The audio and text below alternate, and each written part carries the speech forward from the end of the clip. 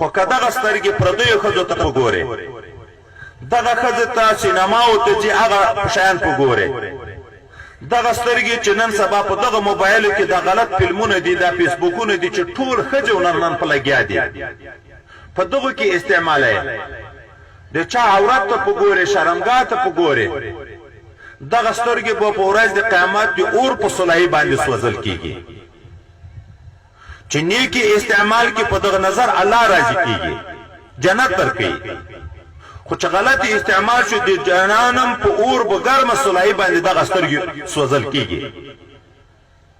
غوږونه دي الله تعالی مخترع کړي دي دغه غوږ باندې تلاوت واوري ذکر واوري د نصيحت خبره واوري د خیر خبره واوري د الله تعالی د حکم موافق شو او که په دغه باندې سروزونه اوري غیبتونه اوري دروغ اوري ناروا شیان اوري د شیطان متابعت شو الله وی دا غلط وګونه به د شیطان په لیار باندې نه استعمالای دغه ژبه د الله تعالی را کړی ده په دغه ژبه باندې به رښتیا وایي خلکو ته به نصیحت کوي تلاوت به کوي علم به حاصلوي د خیر په کار کې به استعمالوي په دغه ژبه غیبات په دغه ژبه دروغ په دغه ژبه شیطانات په دغه ژبه چاته کنځا کول په دغه ژبه د چا باندې پسخند ویل په دروغ شاهدی ورکول د دغه نه په ټولو دغه ژبه ګوري د شیطان متابعت ده دا خلق خدای پاک را کړی د حلال او حرام او فرق ده په دغه خلق به حلال خوري حرام به نه خوري حلال رزق چې سړی وخوري الله نبیانو ته او مسلمانانو ته حلال خوري او د خدای پاک شکر ادا کوي عبادت کوي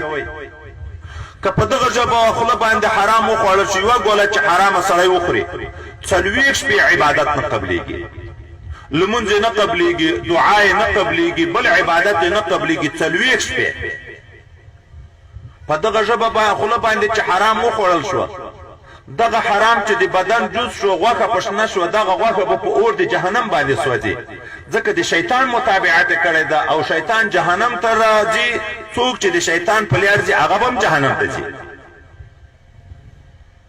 دغه لاسونه الله تعالی موږ ته راکړي دي دا به د خیر په کار کې استعمالوي د یو چا سره به حکومت پکوي د دین په کار کې جماعت جوړول کې مدرسې جوړول کې د یو چا سره په معاونت کې په همکاري کې به استعمالوي په دغه لاسو به قتل نه کې په دغه لاسو به ویل نه کې په دغه لاسو به په دروغ شاهدی په چاپ نه لیکي په دغه لاسونه به د شیطان په لار کې نه استعمالوي که غلط استعمال شو د شیطان په لار روان شو نو دغه سړی به بیا جهنم ته ځي دا قدمونه د خدای پاک مخترع کړي دي چې دغه قدمونه نیکو ځای ته اخلي جمعه ته روانه او دست وکړو کور نه جمعه ته روان شي په هر قدم خدای پاک یو نیکی درته لیکي یو ګناه درته معاف کوي یو درجه دې پورته کیږي خو کداغه قدمونه غلط استعمال شو د ګناه او ځای ته لاړ شي په هر قدم باندې خدای متعال ته یو ګناه لیکي د جهنم عذابونه بیا درته کوي عورت ته که غلط استعمال شو په زنا او په لیواتتکاری او په بدعملۍ کې استعمال شو نو شیطان په لار استعمال شو جهنم ته بځي او که دغه د خپل محل کې د خپل بیبي سره استعمال شو خدای پاک څه ثواب درکړي